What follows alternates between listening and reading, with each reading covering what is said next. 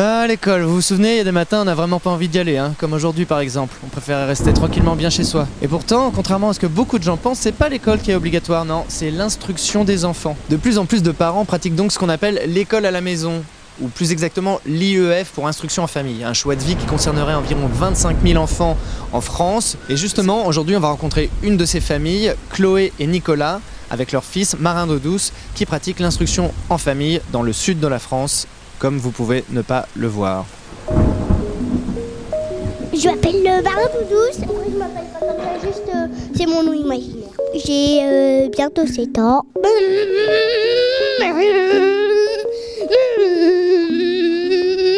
Je ne scolarise pas même mon enfant à la maison.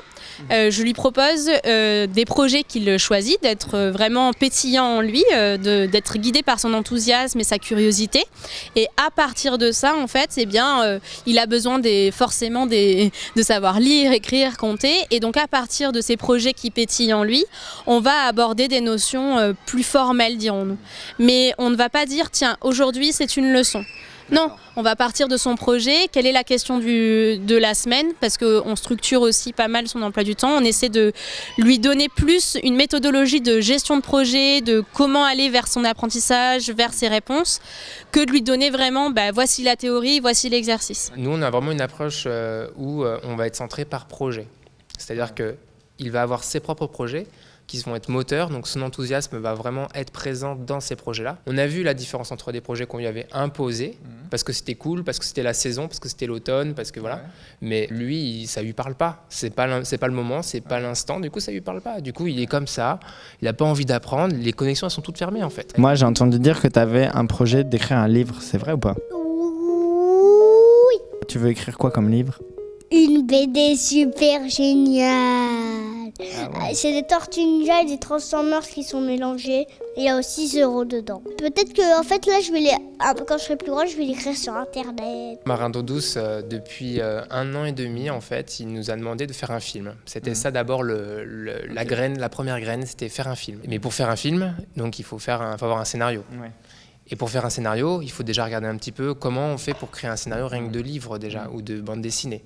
Et donc la bande dessinée, c'était vraiment la porte d'entrée. Et pour avoir une bande dessinée, il faut aussi savoir lire, parce qu'il y a des dialogues, il y a des bulles.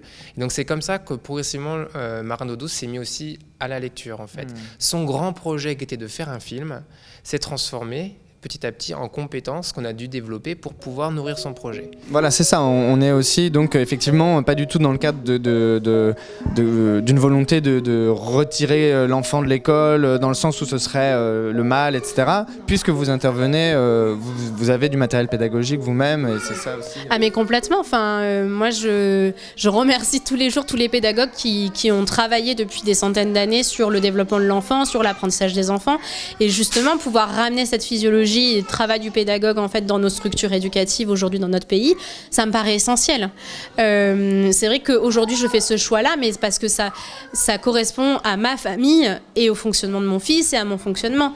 Ça veut pas dire que du coup les écoles sont nulles et que c'est pas ça. Toi, l'instruction en famille, notamment dans ton cas, quelque chose qui s'approche d'un mode de vie complet. En plus, du coup, toi tu parles de slow life, etc.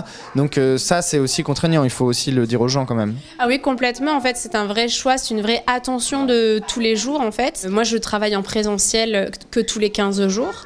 Et la semaine où je ne suis pas en présentiel, je suis aussi très présente pour mon enfant. Je suis complètement organisée dans une vie plus quotidienne.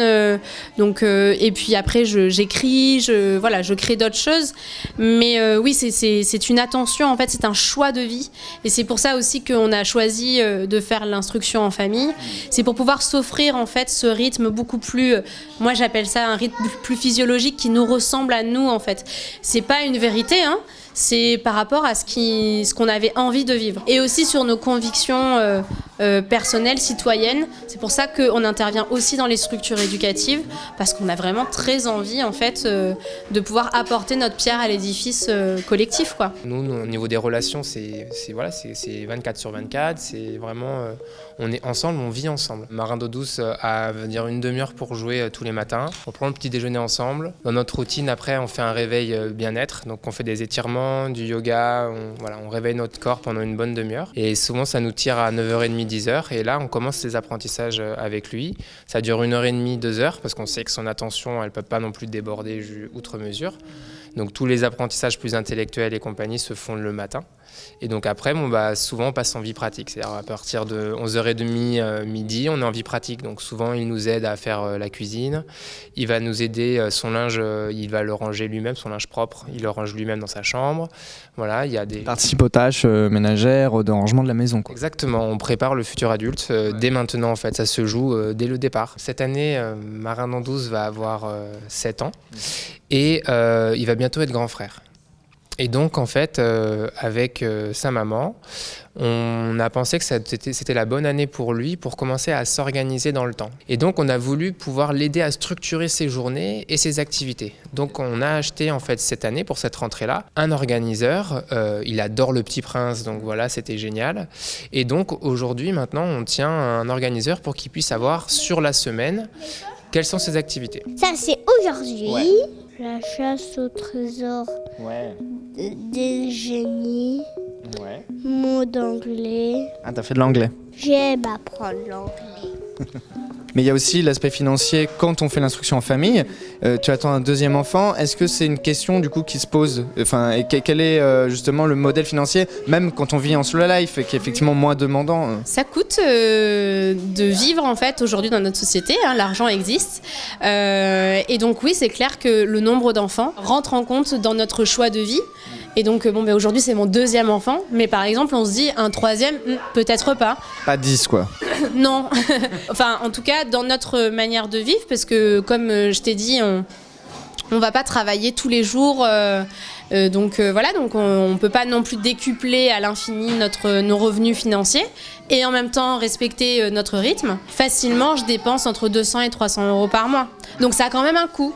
Je veux dire, il faut être très concret. J'ai des abonnements que je propose à mon enfant, j'ai du matériel pédagogique, j'ai du matériel d'écriture, du matériel de création, j'ai des visites à faire, des rencontres. Faire l'instruction en famille seule face à son enfant, c'est une hérésie. Par contre, on est obligé d'être entouré par une communauté.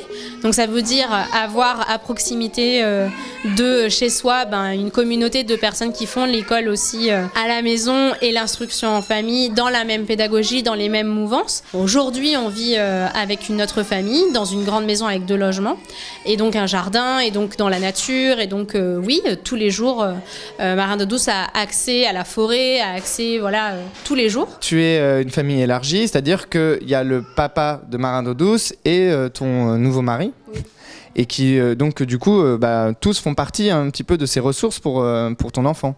Oui, c'est même encore plus large, c'est-à-dire qu'il y a même la compagne du papa de mon fils, qui est ressource aussi de mon fils.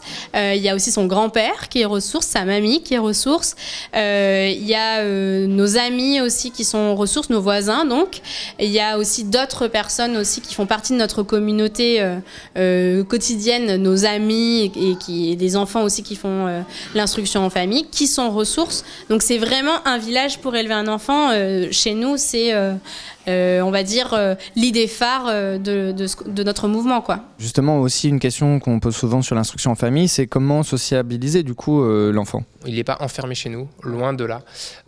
Il suit notre mouvement de vie. C'est-à-dire qu'en fait, on a un quotidien vraiment particulier où on travaille effectivement à la maison avec ma femme, mais on est amené à rencontrer différentes personnes. Derrière, en fait, il a une vie sociale très active. C'est-à-dire qu'il a des copains qu'il voit les après-midi.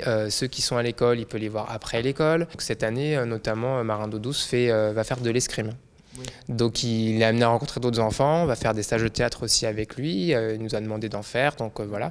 Donc il n'y a aucun problème pour avoir un groupe. Ça, il y a une philosophie derrière qui est plus globale, c'est pas juste l'école à la maison, c'est quelque chose c'est construire un citoyen, enfin ce que vous dites. Complètement. Il y a une vraie réflexion par rapport au développement de l'enfant. Toutes les dernières recherches en neurosciences affectives, neurosciences cognitives nous montrent en fait comment fonctionne le cerveau et comment fonctionnent les apprentissages de l'enfant. Si on prend le temps de s'y intéresser, on se rend compte en fait qu'aujourd'hui, dans l'environnement qu'on a, en fait, on peut faire autrement. On pense qu'avec ce genre de pédagogie et ce genre d'environnement, on le rend vraiment apte à la société qui est déjà présente et qui est en train de se construire demain. Je vous conseille de faire l'école à la maison parce Au moins, vous travaillez pas, c'est trop bien.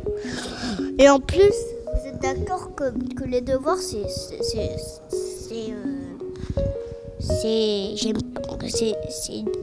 nul, hein. Oui, mais moi, je travaille des choses plus amusantes. Qui dit crèche dit look de crèche. C'est dégueu dedans. Je ferme la porte. Hein.